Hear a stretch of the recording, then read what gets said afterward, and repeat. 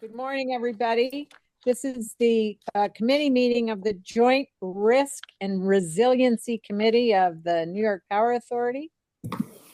I'm Cecily Morris, the chair of the committee. With us today, we have overall chair, John Koelmel, trustee Gonzalez, trustee Wheelock, and trustee Cusick. The subcommittee meeting was duly noted as required by the open meetings law, and we had advance notice of it. In addition, joining us today are New York Power Authority and Canal Corporation staff.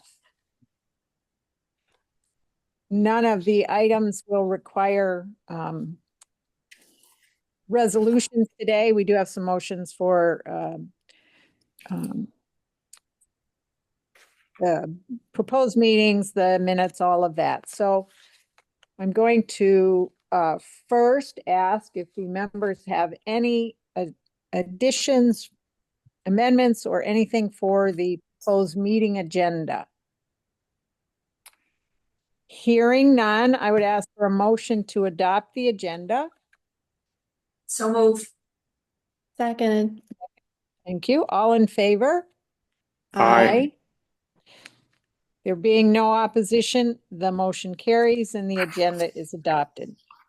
The first item on the just adopted discussion agenda is to ask our Chief Risk and Resiliency Officer, Alexis Harley, to speak briefly and introduce the other speakers that are going to present to us today.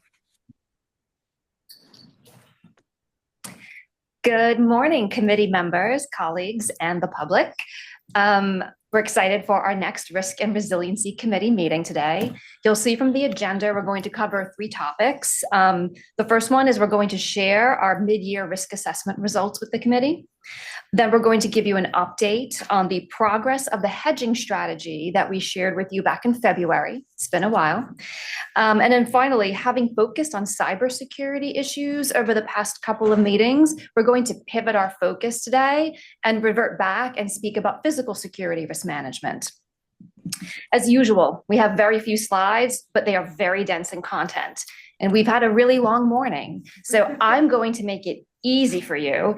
If we can go to the next slide, please. Even the next slide, please. There we go. Oh, and one more. Look at that. Look at how fast we're moving through. I deliver. I promise I deliver. Okay, so there are literally, after we have gone through the content this morning, there are 3 things you need to know. The first, our NYPA and Canals risk profile has remained stable so far through the half year. The second thing is that we are on track in terms of the execution of our hedging strategy.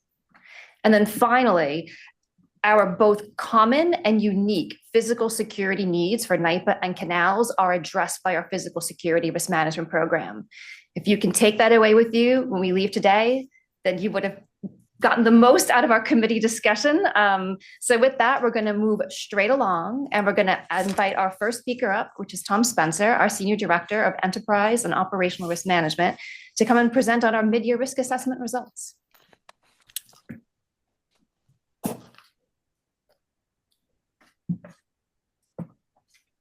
Good morning and thanks, Alexis. So before I get started, I just want to briefly go through a quick recap of how we got to this point. So this is the first time that we've provided a mid-year update to our enterprise risk profile. So we just started the process by collecting data from multiple teams across the NYPA, the business units, internal audit, internal business controls, and many other teams. And once we got that data, the enterprise risk team then reviewed, analyzed, and aggregated it by each of the enterprise risk. We then socialized and shared that information with the risk owners, followed by each of the executive risk sponsors for sign off and approval. So if we can, I want to say that our review and aggregation that we did on the risk team is more of a bottoms up approach to risk.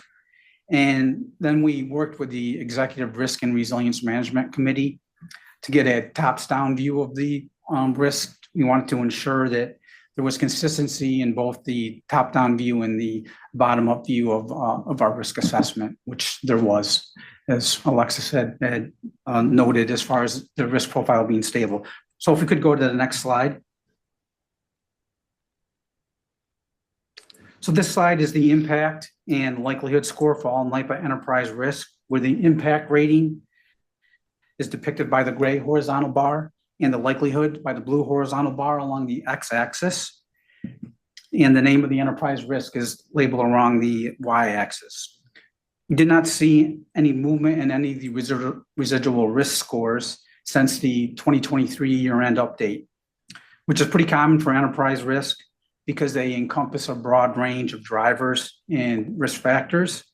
Unless there's a significant event causing a large shift or disruption in risk, such as a pandemic or natural disaster or major political destabilization, enterprise risks typically don't move that much. But overall, NYPA enterprise risk mid-year update illustrates our risk profile is being well managed to ensure residual risk is in an acceptable range. When we look at risk where the impacts are challenging to reduce, we continue to place emphasis on trying to reduce likelihood and enhancing resiliency. We turn our attention to the top three risks of commodity market price volatility, critical infrastructure, and hydrogeneration.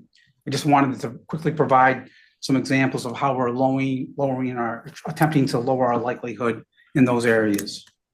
So we continue to execute on and evolve our commodity hedging program in an effort to reduce our exposure to commodity market price volatility, which Dennis will do a little bit of a deeper dive in after I'm done presenting.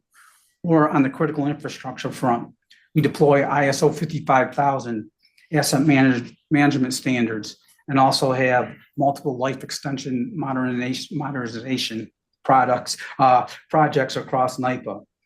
We are also exploring the use of a parametric insurance product through our captive insurance company to try to reduce the potential impacts of fluctuations in our hydro generation forecast.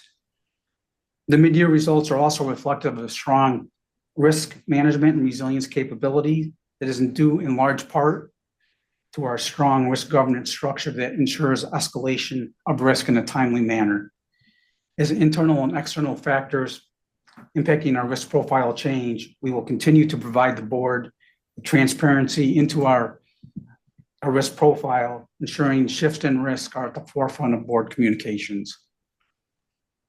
So if there are no questions on that slide, we can flip to the next one.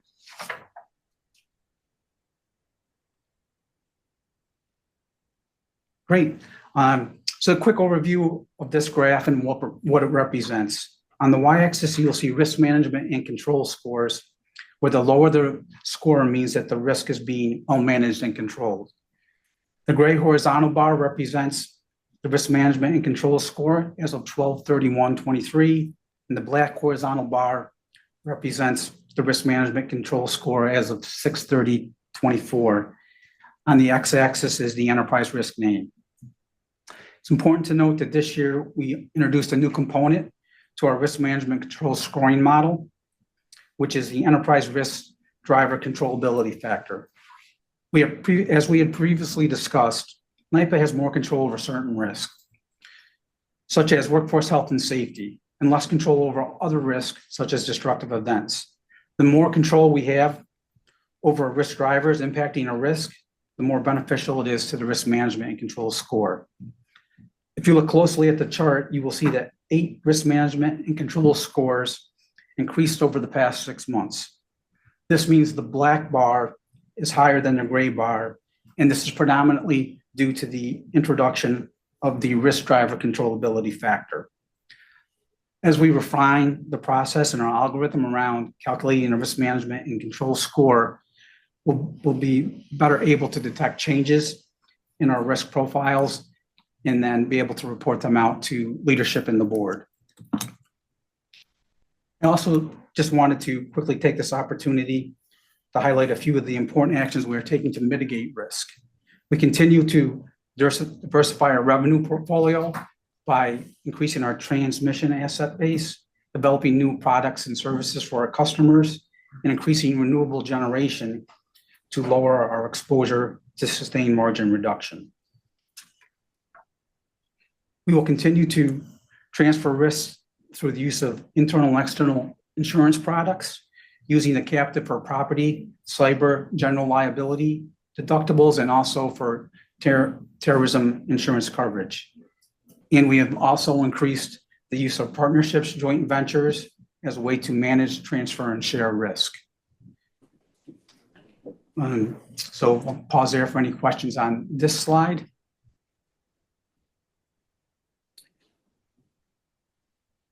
Okay. If I Hearing could, none, oh, I'm sorry, I'm going to sure. ask just a quick question for a little bit more lay terms on controllability factor. What in my brain, I'm saying this is talking about we control what we can to the best of our ability, recognizing that's like, there's just a lot we can't control. Am I simplifying Yes, it? that's too correct, much, right? or- Yeah, just to provide a little more context around it. So approximately there's about an average of 7 or 8 risk drivers we have for each one of our enterprise level risk. And we go through and look at those risk drivers and rate them based on how much we can control or not control them. So for example, if we cannot control a lot of those risk drivers, right, then that would actually be detrimental to your risk management and control score, where if we could control a lot of those drivers, right, it would help us out. So I think you're thinking about it correctly. We're just trying to focus more in on the risk drivers and what we can impact and not impact. Yeah, and I could follow up Trustee Morris too to say, adding a controllability factor is just part of, continuous improvement and how we're looking to assess the risks. And the different factors that we consider when we're trying to rate them. And controllability had come up a lot in conversations across the business because it acknowledges that when we look at our responses and the mitigations we can put in place, right, it helps us understand any of those limits and what might be the limit of our ability to manage a risk. And, if there are other options or not, or if there are just certain types of risks or levels of risk that we will indeed need to accept because of its nature. So it just gives us another frame through which to think about how we're approaching our response from a mitigation perspective. I hope that also helps. Any other questions? Trustee Cusick, Wheelock, Gonzalez, anybody else have any questions for Senior Director Spencer or Alexis? Just to add, I think there were quite some interesting, incidents from the CrowdStrike outage that occurred, and as you mentioned in the slide, the bridge collapse, and just, I guess, having those examples as like real life evidence of this type of work that you all are doing is just helpful while we're all trying to deal with the unknown. And so I think, these presentations are always very helpful. And then building off of Cecily, thank you for kind of trying to help explain all the different risk factors that are out there and how you're trying to deal with them. Anyone else? That's my have favorite any? type of question, positive feedback. Right? Thank you. I don't see any other questions, Senior Director Spencer, so you can continue. Thank you. Okay, so if we can page to the next slide, that would be awesome. Thank you. So this is the same chart layout as we had for NYPA, but for Canals enterprise risk with their impact and likelihood scores. So, I always like to mention, and I'm sure everybody's aware of it, when you look at the risk profile for Canals, right, it's important to note some of the difference in their operating model in regards to the age of the critical infrastructure assets and also just the open access to the public. And as you can see on this chart, Canals enterprise risk portfolio falls predominantly in the lower risk range outside the top 3 risk. And overall, the portfolio is being appropriately managed. If you look at the top 3 risks of destructive events, financial capacity, and critical infrastructure, you can see that they're all highly correlated in nature. So the good news is when risks are highly correlated, one or more multiple mitigation efforts are beneficial across many of the enterprise level risk. So just as an example of that, I wanted to share. So we have increased our asset inspections in high risk areas by deploying resources and addressing high risk. And that helps us more efficiently use our financial capacity. It positively impacts our critical infrastructure risk by hardening our assets against disruptive events risk, while also improving workforce and public health and safety risk. So, when we think about things that may not seem like they're a big deal, just increasing the number of inspections can have a pretty profound impact across multiple risks. And then in short term, we are leveraging available resources to triage and address the most at-risk assets to best limit our exposure. And over the long term, Canals is constantly striving to keep pace with the need for critical infrastructure improvements while working with stakeholders and local communities to address any of their risk concerns. So I'll pause there if there's any questions on that slide. Couple of things. One is, I think we've talked before vis-a-vis Canals about the importance of having partnerships with all of the stakeholders, the towns, the communities, counties, everybody who has a interest in canals and an active interest in canals. And I know that today we took some action after Vice President Mellon presented to us a little bit today about additional engineering and partnerships to do asset inspection. And the term he used, I think, a couple times in his presentation was critical. So I'm assuming that the information that comes out of those engineering partnerships will also help Canals risk appetite statement and where we are with Canals to be, I don't know, clearer or have more information to develop that risk appetite or risk assessment. Is that partnership, do you see that happening? Yes, sure, 100%. I mean, like Dave is one of my favorite people of NYPA and Canals. So no, he's great to work with. And, one of the things we did, a few years ago was just to get the NYPA risk appetite statement in place. And we realized kind of after we got more in depth and working closely with Canals folks but they are different for each business. You might note about the different operating model.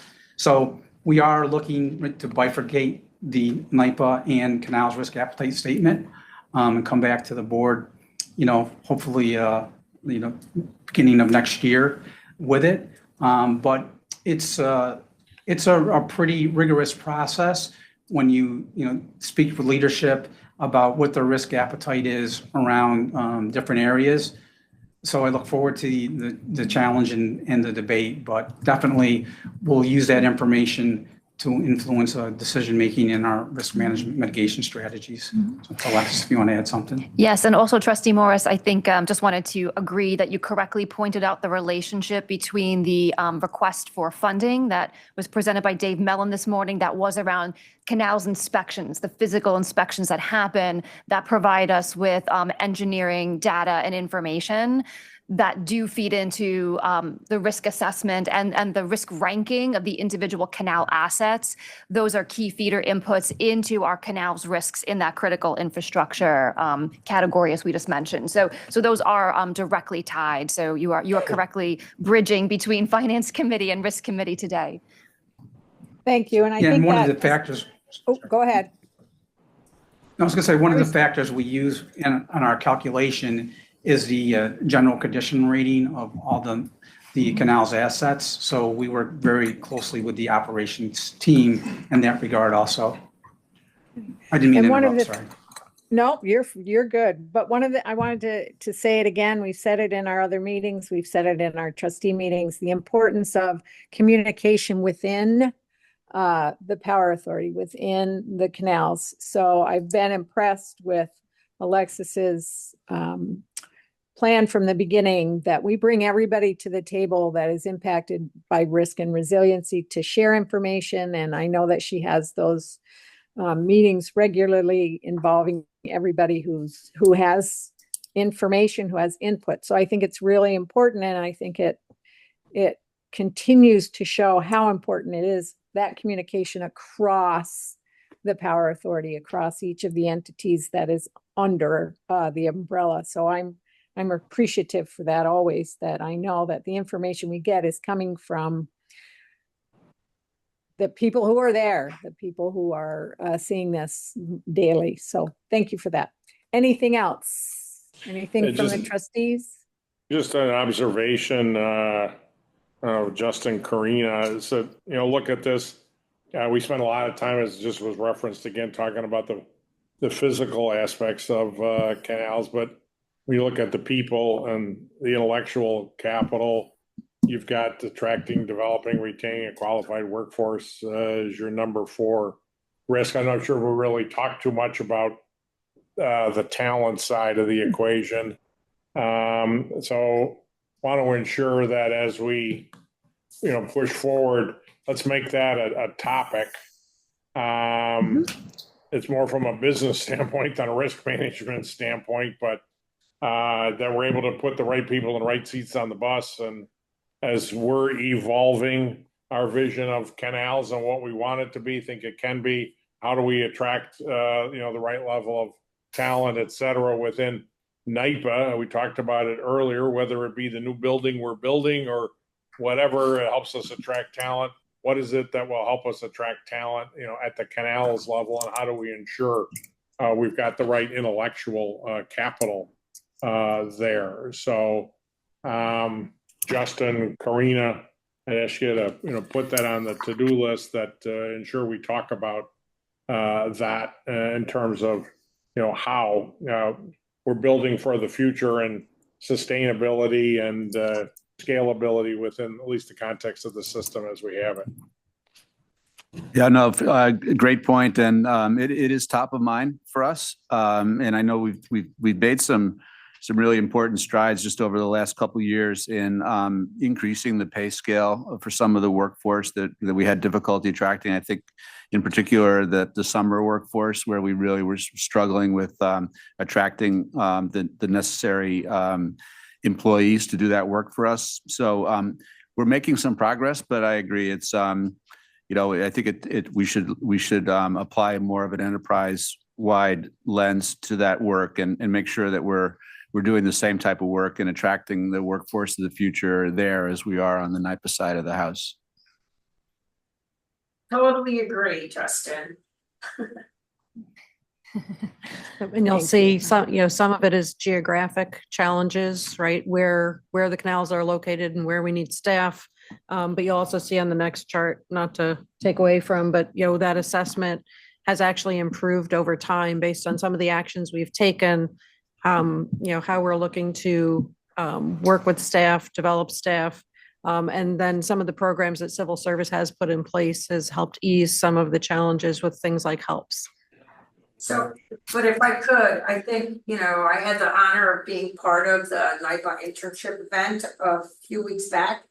And there was a nice geographic spread there of young people who are interested in working with NYPA. That is a classic example of a project that should be extended to Canals because of its geographic reach. Yes, Agreed. that is something that we are looking at. Mhm. Good, I appreciate that. Anything else before we continue with Mr. Spencer? Okay, it comes back to you then. Okay, excellent. So we can flip to my final slide. Thank you. So this is the exact same graph as NYPA, but for Canals, where we're looking at the 6 months change in risk management and control score, where the gray bar is 1231 and the black bar is the 630 score. When viewing this graph, you'll notice that most of the risk management and control scores stayed relatively stable over the last 6 months. And I just want to also note that this chart includes 6 first-time risks that are displayed only with the black bar. So there was no change for this time period. And although the Canals Enterprise Risk Portfolio falls mainly within the well-managed and controlled risk range, I wanted to highlight the critical infrastructure risk, which is the highest risk management and control score located on the leftmost side of the chart. Given the large geographic footprint of canals and our efforts to make canals a desired location, a destination location, makes sense that critical infrastructure is and continues to be an area of extreme focus for us. And I just wanted to provide a few examples of how that focus has turned into some tangible actions. First, we've formalized a long-range planning group that meets regularly to evaluate and triage most at-risk assets. We have substantially increased asset inspections. We've acquired new equipment that enables internal fabrications for infrastructure parts that are no longer readily commercially available. And the Canals team is also working on the rehabilitation of the Madison Reservoir Dam. This rehab would address structural and operational concerns while reducing downstream exposure and demonstrating to stakeholders that we are committed to public safety and maintaining our infrastructure. Despite these challenges around human and capital resource constraints, teams across NYPA and Canals continue their efforts to mitigate risk and reduce exposure at Canals. So I'll pause there for any questions. Anyone have any questions? Mine is, just a comment. I'll be interested to see your last bullet on your summary slides talks about risk appetite. For me, that's the missing piece in these, recaps here is where is our risk assessment relative to our risk appetite? Where, worst case, do we have an imbalance between what our risk appetite would permit or allow and where we find ourselves, good or bad? So I'm real curious as to, what that refresh looks like and where we have an opportunity to either back off or reallocate resources to better align our risk appetite and that threshold with the execution and the outcome. So big picture, obviously great story in terms of mitigation, efforts. The question is, are we over investing in risk mitigation and management or otherwise? So yeah, look forward to seeing those appetite assessment statements, however you're going to pull that, into the analysis. Yeah, Thank I you. got we have some ideas on that. So look forward to that. And, one of the things we struggled with a little bit was just, even for critical infrastructure, in our original risk appetite statement, Canals was embedded in there. So to take Canals out and, it impacted our risk appetite range around critical infrastructure for NYPA. So, I look forward to it. It's going to be an exciting time if you like risk appetite statements. Somebody's got to get excited about it, Tom. Glad it's you.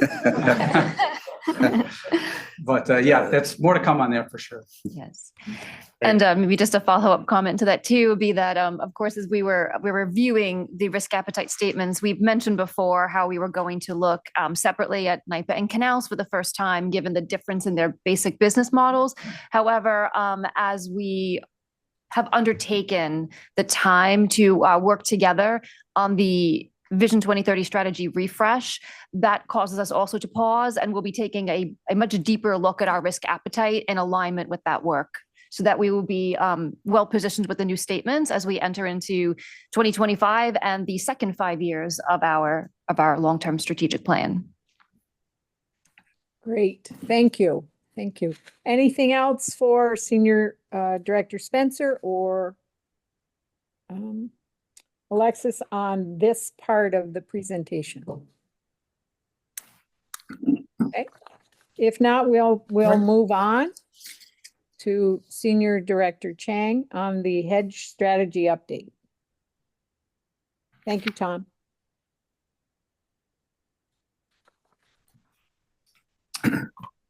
All right, good morning, everybody. Good morning, Board of Trustees. Good morning, NYPA.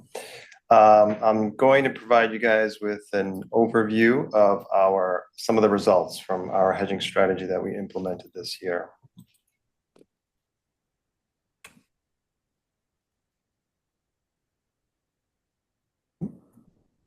Okay, so before I kind of go over the results, I'll remind everyone of the concept behind our hedging strategy. It's a programmatic method where we layer on hedges throughout the year to reach a minimum percent target of volume for our merchant portfolio. And that's for each of the outer years. So I'll get into it in a little bit. But once we reach the minimum target or the percent target of volume, we don't stop there. We pretty much seek every opportunities in the market, check the liquidity, and see if there's any opportunities to further reduce the financial risk of our merchant portfolio. So getting into the concept of the strategy a little bit deeper, if you look at the bar chart on the right, the blue bars would represent the percent targets for each outer year that we stand in. And the solid blue line would represent the financial risk levels as a result of the hedge percentages that we transact.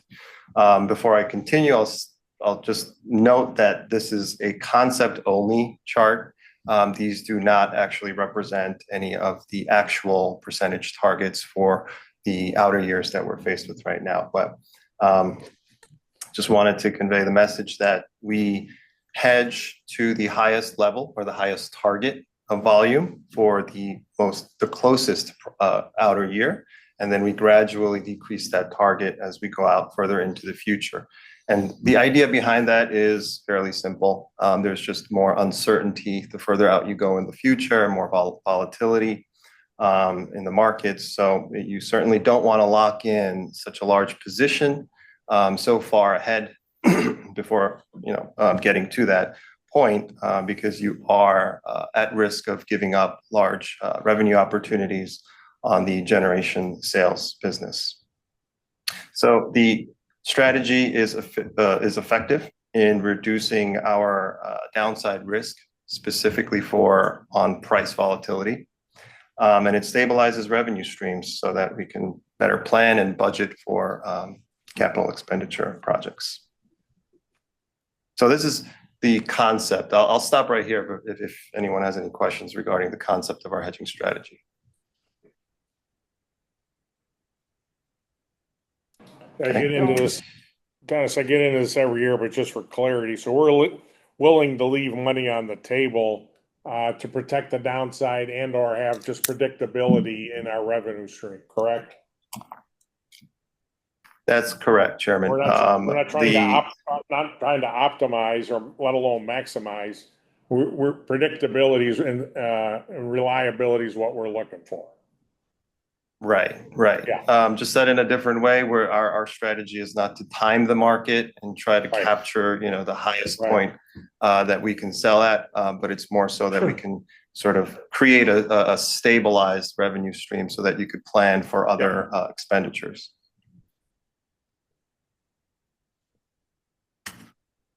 Thank you. Go ahead. Thank you. Oh, I thought I was controlling this. Okay, so let's look at the results of our hedges, both financially and on a risk reduction level. So we'll start with 2024. The hedges have offset 74% of the potential downside exposure. So what does that mean? Tom had alluded just a few minutes ago that one of the major enterprise risks is commodity market price volatility. So we're in the business of generation, and so for long the power, that therefore we're exposed to prices or the risk. We're exposed to the risk of prices actually falling from what we anticipated it to be. And for 2024, that's essentially what had happened from target setting to the current year. Prices did fall anywhere between 20 to 30%, both on power and capacity. But our hedges that were transacted and put into place prior to walking into 2024 have offset almost 3/4 of that financial impact due to prices falling. The latest, or as of July month end, expected full year merchant gross margin was recorded at almost $335 million, which is 10% above the target of $305 million. So we have a $30 million positive variance there. There's a lot of drivers. Our CFO, Adam, had highlighted also during the July financial reporting, the drivers behind these variances to target on the merchant side or the merchant generation business, some being hydro volume, fuel costs, fossil fuel margins, ancillary revenues, and as well as hedge settlements. But it's key to note that for 2024, this positive variance that we are sort of carrying over month to month is heavily due to our hedge settlements, second to actually our hydro volume being very high than what was forecasted. So our hedges are doing what it's supposed to do, very effective in a case where prices have fallen a bit walking into the year. So what would So now we look. So Dennis, what would the impact have been had we not been hedged to the level we were? What is So that, in dollars? We've helped ourselves to the tune of what? If we were to not have hedged at all for this portfolio for 2024 and kept everything else constant, meaning the hydro volume had been high, fossil fuel costs had been lower than anticipated, we would have just hit that 305 or slightly lower than target. In actuality, the 74% that I mentioned that offset the downside price exposure was 60 million, offsetting an $80 million drop due to price fall and power and capacity. So we've actually recovered 60 million through our hedge settlements, as opposed to just losing out on the full 80 million. Okay, that's what I'm trying to clarify. But all in all, make sure you take credit for. Yeah, the impact's significant. And you talk percentages and all the rest of that's fine, but the impacts are significant in terms of dollars here. Yes, sir. Okay. So when we look at the outer years, we measured this from a percent risk reduction. No dollars have settled for these outer years, obviously. So in 2025, we've reduced the financial risk by almost 40%, 14 for 2026 and 4 for 2027. This is very aligned with the bar chart, the conceptual bar chart that you saw in the previous slide. We hedge again at the highest level for the closest outer year and then gradually decrease from there. So as a result, you'll see a higher risk reduction in the closest year, 2025, and then you'll see a gradual decline in the risk reduction as you go out further. But it's also key to note that our hedging strategy is a rolling strategy. We reset it every year with new percentage targets. But come this fall, when we have the new hedging strategy ready, it will be addressing 2026 as the closest year, and 2027 and 2028 for further out. So they would have a higher percentage target come next year. And then there will be further risk reductions on the financial side on top of what you see on this chart.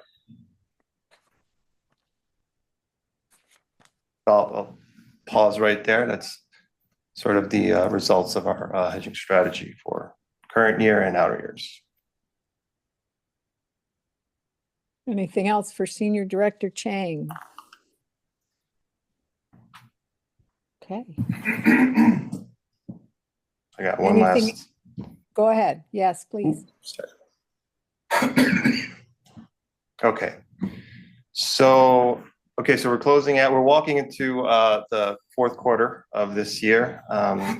we do not anticipate any problems reaching our minimum targets for any of the outer years, percentage-wise. In fact, in 2024, 2025, we do anticipate being slightly above our approved percentage target. But again, that's due to the market opportunities that we see and also the further risk reductions financially that we can achieve by transacting those. And as I mentioned before, the annual review and refresh of our next multi-year hedging strategy will be prepared and settled at this fall, and we would provide you all with an update on the results from those next year. Any Thank you. anticipated change, significant change in the parameters going forward, Dennis? Which, if any broke, don't fix it, or how are you looking to tweak this? No, I mean, we do take numerous things into consideration when actually, so we work, partner with the finance and risk as well when we sort of designate these percentage targets, but they normally float for the prompt year, they normally float anywhere between 40 to 60%.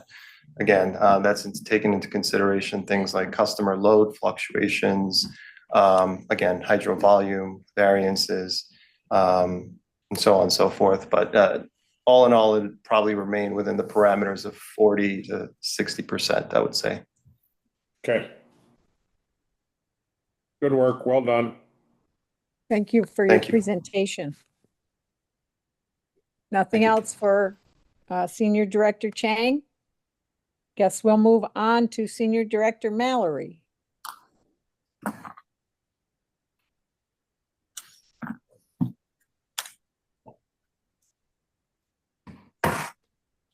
Good morning. I'm Larry Mallory, representing our security and crisis management teams. Thank you for a few minutes this morning to talk about security and crisis management at NYPA and Canals. I have only one slide for you. I hope you're not disappointed by that. So from a security and crisis management perspective, we are working to treat NYPA and Canals as one organization, right? We've talked a lot today about the differences in the operating models, but from our perspective, the response plans and strategies in many cases are applicable to both. So just to make it easier to respond, to increase our resilience and have fewer people be able to do more, we're trying our best to treat them as one where it's possible. There are some areas where there are differences. Tom mentioned them. Some of the risks and some of the controls vary. One of the more significant examples is in the security space. The Power Authority, NYPA, is heavily regulated. We're subject to both the North American Energy Reliability Corporation, often referred to as NERC, Critical Infrastructure Protection Standards, as well as the Federal Energy Reliability Commission, or FERC's Hydro Security Standards. You may remember earlier this year in January, I provided an update that we had two upcoming FERC inspections. One was scheduled for St. Lawrence and one was scheduled for Niagara to be completed this year. So today, I'm happy to report that those inspections were completed and resulted in 0 violations at either St. Lawrence or Niagara. So 2 inspections, 0 violations.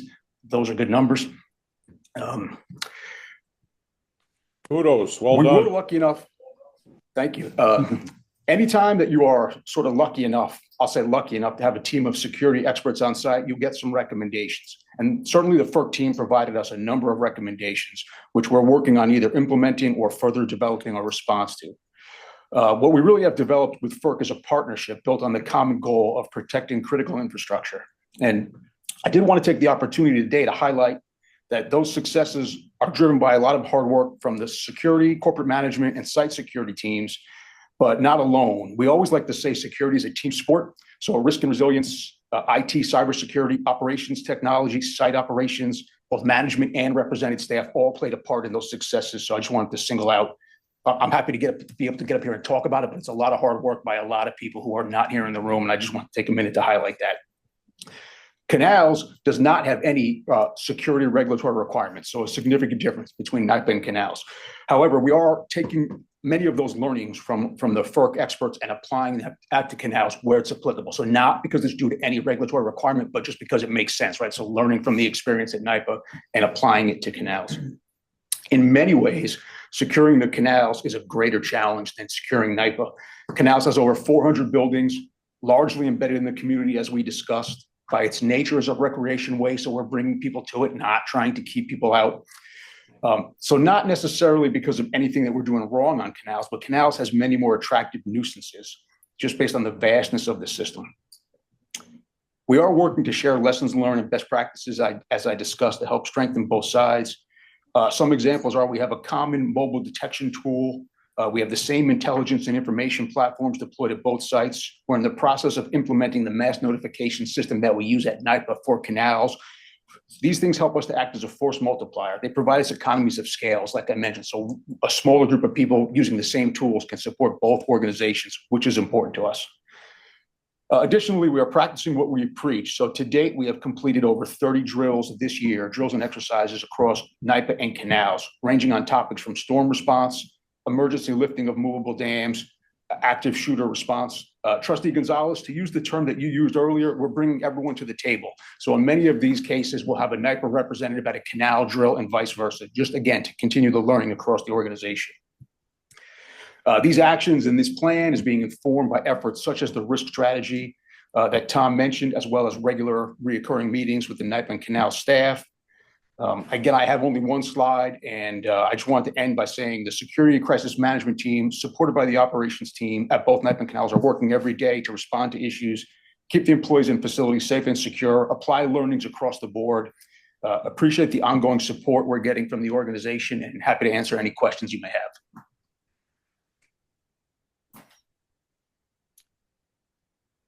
Well, that was a lot in one slide. Senior One slide. Director Mallory. But I think it was great. And you hit on things that I think are always important. One is communication within the agencies, sharing information, learning across both entities, how we can do better. I really appreciated the fact that you highlighted that there were 0 violations. That's a big deal. That's a great information to have today. But I also like the fact that you said having those people on site means that they can make some recommendations, and you use the term partnership, which is always important when we're trying to do the best we can across the board with our security and management and all of that. So I appreciate that. I'm assuming that some of the shared similar tools also includes the drones, because maybe since this slide was presented or prepared, we have the FAA permission to use the drones. I'm guessing that helps as one of the tools in our toolbox for security. But I think your presentation, limited to one slide, was still impactful and had a lot of information. I don't have particular questions for you, but maybe our other trustees or committee people do. Judge, I just have one question. You know, when you see the slide, and thank you for this. This is a great briefing. I know my other trustees feel the same, that you know we learn something new every day, and particularly in these meetings, and this is very educational. Question I have is, you know, on your slide there on that graph where you have the interconnect with the canals and NYPA, you know, when I think it was our first day at NYPA, they brought us into the control room and they showed us the many possible cyber attacks that were, you know, thwarted by the NYPA operation of the NYPA employees that are in that room. Does the Canal Corp get I guess it's 2 questions, as many cyber attempts, and is it handled in the same way as NYPA? So that's a great question, and I'm going to defer that to Vic Costanza, our Chief Information Security Officer, who will do a much better job of answering that. Yeah. Yep, this is Vic Costanza, Chief Information Security Officer. So to answer your question, what you saw in the ISAC is actually an aggregate of both NYPA and Canals, both our operational technology and informational technology systems. So we look at it with one lens from a cybersecurity protection perspective and one strategy to protect both organizations. So okay, overall, there's less because the footprint is smaller with Canals, but what you're seeing is aggregate. We're protecting both organizations as one cyber team and one physical security team. Thanks, Vic. And Trustee Morris, in response to your question regarding drones and robotics, yes, the answer to that is yes. That would take a second slide, but our team is heavily embedded with Peter and the robotics team, and we do have plans to use those tools. And frankly, we're excited about some of them. Okay, thank you. Trustee Wheelock, any questions, comments? No questions, just again, thank you. These are always very, very helpful. And it's amazing how much you can get on one slide, and we appreciate that, but we know how much it takes to just get all that in there. And these briefings again are just really appreciated. Absolutely. Trustee Gonzalez. I just appreciate the continuous effort to bring as much alignment as possible in terms of information and resources to the two organizations. And it does my heart good to see that happen. So thank you. Trustee Koelmel. I'm good. Okay. Senior Director Mallory, doesn't sound like we have any additional questions for you today. But your presentation was very informative and helpful. Vice President Harley, did I get your title right? I'm trying to make sure I do that. Anything else you want to add today to wrap up our Risk and Resiliency Committee meeting?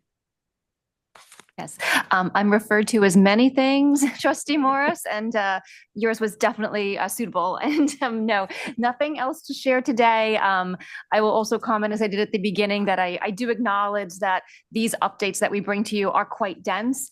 I will invite you to revert back to slide 1 with the simple summary if needed. And I hope that I appreciate all of your engagement so much. Thank you. All of the presentations today, all of the information on our agenda, none of that required any action. It was informational only, and good information, and information I find very helpful as I try to do the best job I can to chair this committee.